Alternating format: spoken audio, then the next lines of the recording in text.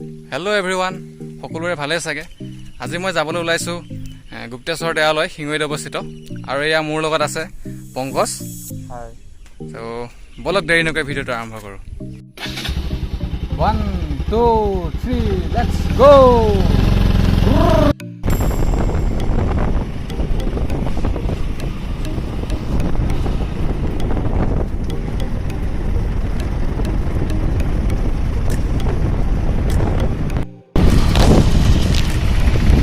এয়া আমি আহি পেলাই ঠেলামাৰ তিনিআলি পাইছোঁ। আমি ৰাইডত যাব লাগিব। এইফালে গ'লে আমি ঢেকীয়াজুলি টাউন হৈ যাব লাগিব। আৰু এইফালে দেখিছে আমাৰ বাওঁফালে তেজপুৰ টাউন যাব পাৰি। এতিয়া আমি কেইখনত তেল দিব পাইছোঁহি। তেল ভৰাই ল'ব লাগিব অলপ বাইকত, যিহেতু তেল কম আছে। তেল নভৰালেতো নহ'ব।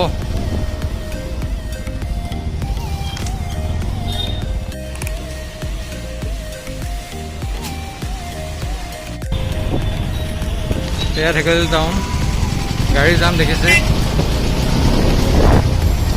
ৰাস্তাবোৰো অৱস্থা নোহোৱা হৈছে, গোটেই গাঁত গোট।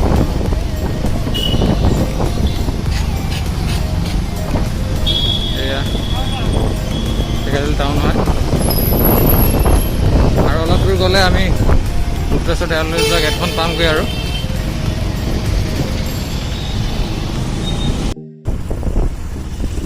এয়া আমি পাইছোঁহি আৰু গুপ্তেশ্বৰ দেৱালয় যোৱা গেটখন।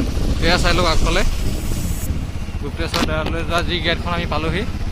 এয়া চাওক, শিঙৰি লিখা আছে এইফালে। এয়া বৰ্তমান আমি সোমাই আহিছোঁ। এয়া চাৰিওফালে বাগান।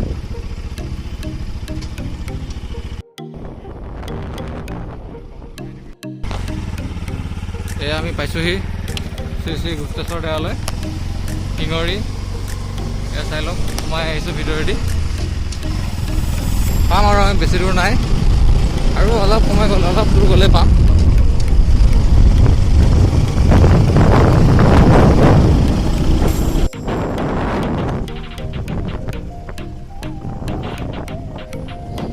এয়া আমি গুপ্তেশ্বৰ দেৱালয় পালোঁহি। বাইকখন ৰখাব লাগিব ছাইডত। আৰু এয়া মই মন্দিৰত সোমোৱাৰ আগতে হাত ভৰি ধুই লৈছোঁ। এতিয়া আমি ধূপ ল'ব বিচাৰিছোঁ। কিমানকৈ দাদা এইবোৰ? আমি 300 টকা বেছি দাম। 300 ন? 10 টকা, 160 টকা। কল আপোনাৰ 50 টকা।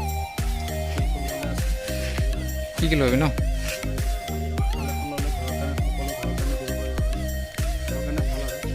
হয় নেকি?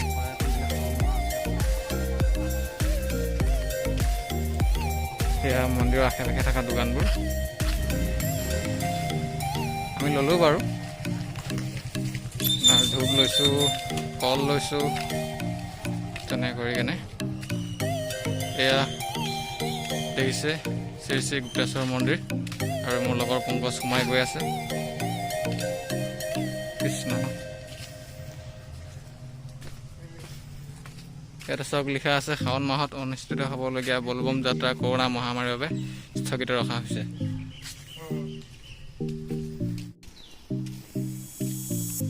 এয়া মন্দিৰৰ ভিতৰলৈ সোমাই আহিছোঁ আমি। চেণ্ডেলবোৰ খুলি লৈছোঁ।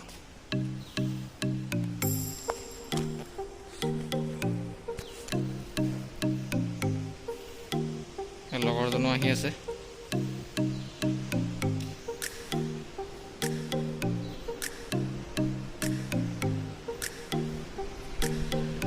পৰা নামবোৰ লিখিব লাগিব নেকি? ঠেলামাৰৰ পৰা আহিছোঁ, নামটো লিখি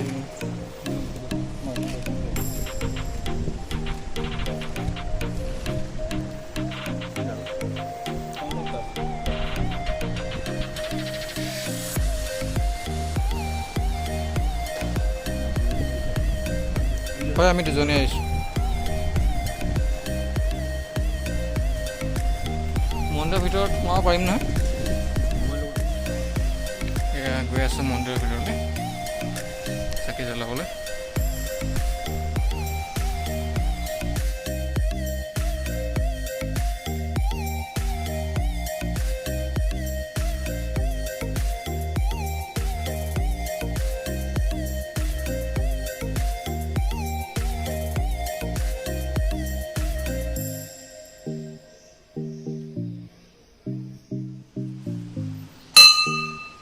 এয়া মন্দিৰৰ ভিতৰত আমি সোমাব লৈছোঁ।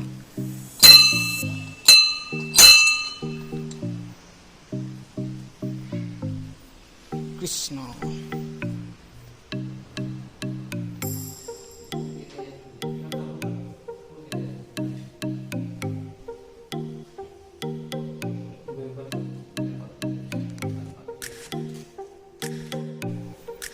এয়া হ'ল মন্দিৰৰ ভিতৰৰ পৰিৱেশ, গুপ্তেশ্বৰ দেৱালয়।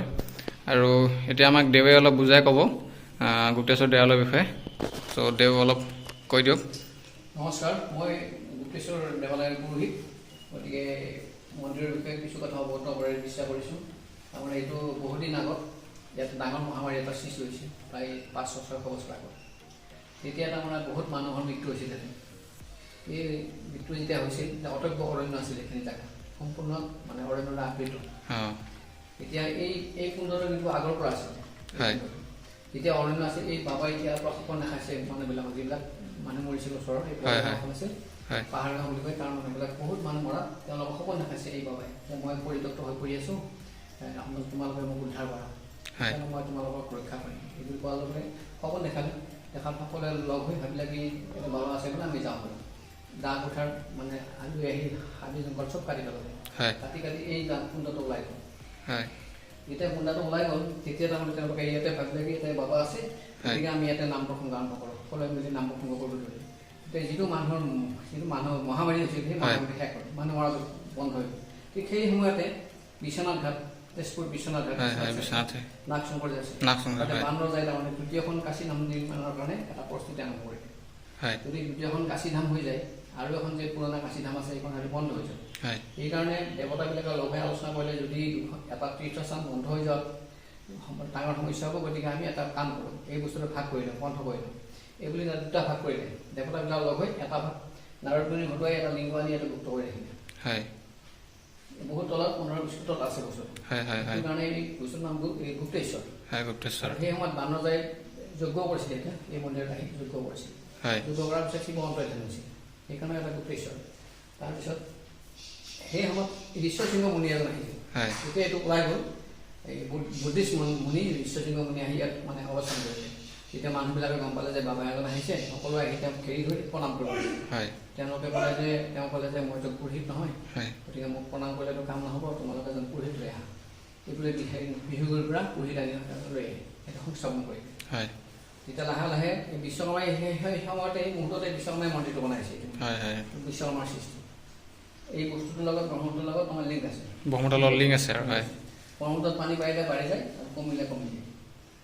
তাৰপিছত এই মহাপুৰুষ শংকৰদেৱৰ এই মন্দিৰৰ কৃপাতে জন্ম হৈছিল। ভূঞাই ইয়াত ডাঙৰ যজ্ঞ কৰিছিল। যজ্ঞৰ ফলস্বৰূপে তেওঁৰ জন্ম হৈছিল। আৰু সেইকাৰণে দেৱালয় জন্ম হোৱাৰ কাৰণে দেৱ, আৰু শংকৰ মন্দিৰ হোৱাৰ কাৰণে শংকৰদেৱ। শংকৰদেৱ নাম উপাধি তেনেকৈ এই মন্দিৰ সৃষ্টিত এতিয়াও নগাঁৱৰ প্ৰায় মানুহ ইয়ালৈ আহি থাকে। আৰু ইয়াত মানে দুটা উৎসৱ হয় বছৰত। প্ৰথমটো হয় শিৱৰাত্ৰি, 5 দিনীয়া যজ্ঞ হয়, আৰু দ্বিতীয়টো হয় বলবম। বৰ্তমান বন্ধ ৰখা হৈছে নেকি বলবম? এইবাৰ বন্ধ আছে। শাওণ মাহৰ মানে প্ৰতিটো সোমবাৰত বলবম চলে। ৰবিবাৰে সন্ধিয়া ৰবিবাৰে 3টা বজাৰ পৰা মন্দিৰ খোলা হয়, সোমবাৰে দিনটো চলি থাকে বলবমৰ পানী ঢালা যাত্ৰা। গতিকে এইবাৰ বন্ধ কৰা হৈছে কৰোণা মহামাৰীৰ কাৰণে। বন্ধ কৰা হৈছে। তো এয়া আছিল আপোনাৰ গুপ্তেশ্বৰ দেৱালয় মহত্ব। দেৱে ধুনীয়াকৈ বুজাই দিছে আপোনালোকক। ইয়াত যদি শিৱৰ সকলোখিনি বস্তু আনি যদি মানুহে উপস্থাপন কৰি পূজা পাঠ কৰে, মনৰ বাঞ্ছাবিলাক পূৰণ হয়। বহুত দূৰ দূৰণিৰ পৰা মানুহবিলাক আহে। ইয়াত বিয়া বাৰু গৰু ছাগলী সকলোবিলাক পূজা পাতল কৰা হয়। আৰু তো এয়াই আছিল গুপ্তেশ্বৰ দেৱালয়ৰ বিশেষত্ব। ইয়াতে লগৰজনে ত্ৰিশূল দান কৰিছে। এয়া আপোনালোকো আহি পেলাই ইয়াতে দান কৰিব পাৰে ত্ৰিশূল। নমস্কাৰ, মোৰ নাম শ্ৰী কেশৱ চন্দ্ৰ শৰ্মা। মই পুৰোহিত, আৰু মন্দিৰৰ অধ্যক্ষ হ'ল মাননীয় শ্ৰীযুত অৰূপ বৰঠাকুৰ, আৰু ইয়াৰ ছেক্ৰেটাৰী হ'ল শ্ৰীযুত তুলসী বৰঠাকুৰ। আৰু এই মন্দিৰৰ কম্পাউণ্ডৰ হেৰিত সম্পূৰ্ণ 12 বিঘা মাটি আছে। 12 বিঘা মাটি আছে। আৰু মন্দিৰৰ সৈতে বাহিৰৰ পৰা মিলাই চাৰিওফালে বাহিৰৰ। তো এয়া আছিলে মন্দিৰৰ চাৰিওফালৰ মাটিকালি। এতিয়া মই আপোনালোকক গুপ্তেশ্বৰ দেৱালয় চাৰিওফালটো দেখুৱাবলৈ চেষ্টা কৰিম। এয়া ইয়াতে শিৱলিংগত দেখিবলৈ পোৱা গৈছে দান পাত্ৰ, আৰু ইয়াত চাওক ইয়াতে লিখা আছে শ্ৰী শ্ৰী গুপ্তেশ্বৰ মন্দিৰ, স্থাপিত অনুমানিক 6ষ্ঠ বা 7ম শতিকাত বানৰজাই এই শিঙৰি পাহাৰতে ধ্যান কৰি শিৱৰ বৰ লাভ কৰিছিল। বৰদান দিয়াৰ পিছত শিৱ গুপ্ত হৈ যোৱাৰ বাবেই এই মন্দিৰ গুপ্তেশ্বৰ নামে প্ৰখ্যাত হয়। তো এয়া দেখিছে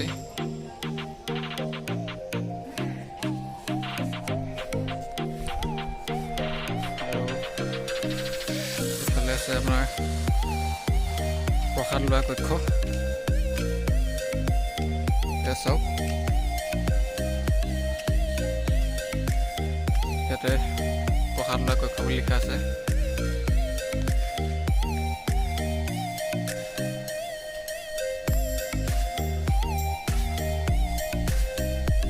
মানুহবোৰ কম দেখা গৈছে বহুত, কাৰণ যিহেতু কৰোণা মহামাৰী ৰূপ লৈছে যি, সেইকাৰণে মানুহবোৰ বহুতেই কম দেখা গৈছে।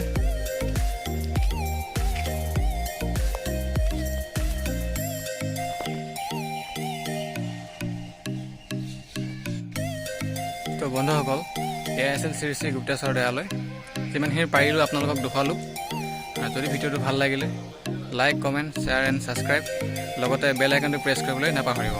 ধন্যবাদ।